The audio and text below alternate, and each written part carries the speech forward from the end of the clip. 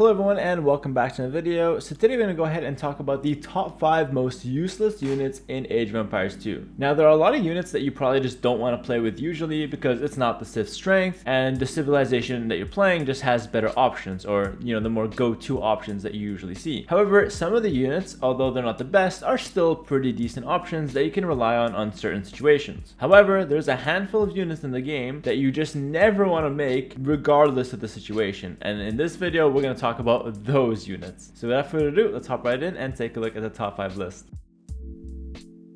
Starting off at number 5, I was between two units, but they both kind of play the same role, and that's the Tatars two-handed swordsman or the Persian longsword. Now for those who don't know, the infantry line, or the main infantry line in general, so like the champion line, militia champion, is simply not the best units in the game because it takes so long to upgrade all those techs, and the unit's pretty slow. It dies to archers, it dies to heavy cavalry, and so it has its place in the game, but it's not your go-to option unless you're a specific infantry civ. However, for the Tatars and the Persians, it gets very bad. For Tatars, you get 200 swordsmen, but you're actually missing a heap of upgrades. Starting off, you don't have any supplies, you're paying full price for each of them, and you're also missing both infantry armors past the first one, so you don't even have +2 pierce armor, making the 200 swordsmen extremely weak. Persians, on the other hand, don't even get access to 200 swordsmen, but they get full blacksmith upgrades and they also get supplies, so it's really not as bad. And so for that reason, I chose overall at number 5 the Tatars two-handed swordsman, because it just has to be weaker even if you get an extra upgrade in the main line comparing it to Persians.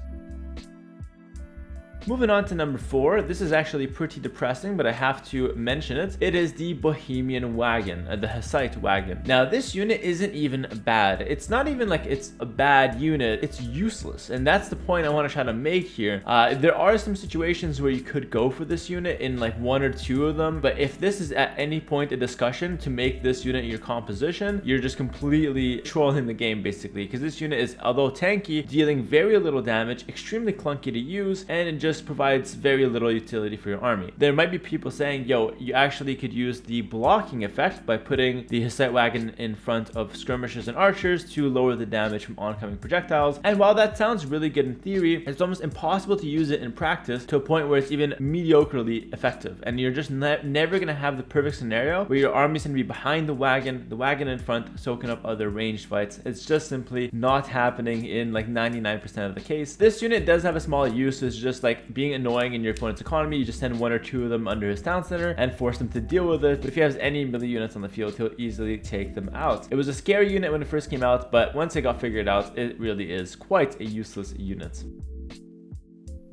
Moving on to number 3, it's actually the Siege Tower. Now the Siege Tower is an interesting concept, and I do believe it has some applications, but it's just simply too expensive for it to be used effectively in practice. It's also extremely clunky to use, which is a reoccurring theme with the Bohemian wagon and the Siege Tower, because if you try to use the Siege Tower properly, sometimes the units don't eject on the other side, sometimes it acts really weird and doesn't really listen to you, so it's just a clunky unit in general. It's very expensive, and even at its peak, all you're really doing is jumping over a wall with infantry or archer units, which is very limited in terms of what you can do in Age of Empires 2 with that. So at its peak, it's mediocre, and with all the problems that it has, it just ends up being quite useless.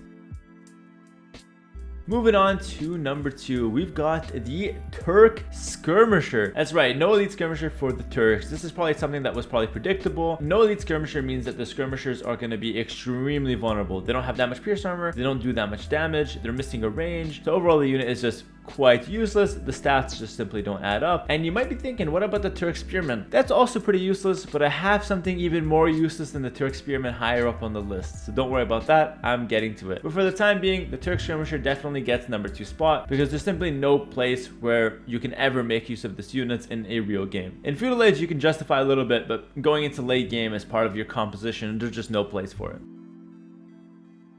Alright, moving on to number 1, but actually before we get there, I'm going to go ahead and talk about an honorable mention real quick, and that is the Xolotl Warrior, or the Xolotl Warrior, however you pronounce it. It's the Meso stable unit. If you convert a stable with Aztecs or Incas, can't convert with mines because, you don't get redemption, but if you start with a stable with mines on Mega Random, for example, you could make it. It's not bad. It has the same stats as a knight and it looks cooler, so you might think it's pretty good, but the thing with this unit is that you can't upgrade it. You can't get any armor on it, so you can only get attack upgrades, and attack upgrades on cavalry aren't the most important. It's really about the armor, and none of the Mesoamerican civs get access to armor upgrades from the blacksmith for the cavalry. So no armor, no bloodlines, no husbandry, no special bonuses, no elite upgrade. This unit ends up being extremely useless in most cases, but I still didn't put it in the top 5 because it looks really cool. So you can't disrespect the Shalata warrior that much. So it gets the honorable mention for this time. But anyways, moving on to number 1.